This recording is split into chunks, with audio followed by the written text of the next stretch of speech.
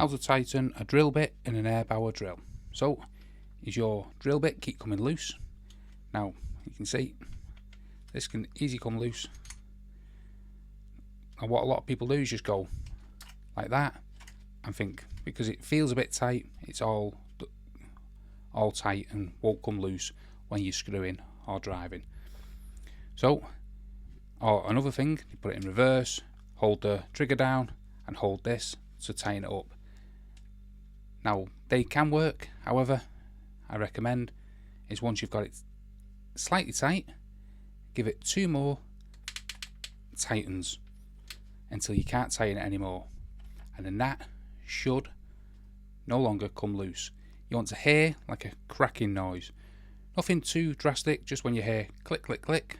Let me see if I can do it again so you can hear it, and then ready.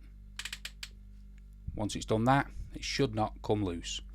So that's how to tighten the drill bit in an Erbauer drill. If you found this video helpful, smash the like, smash the subscribe, and thanks for watching.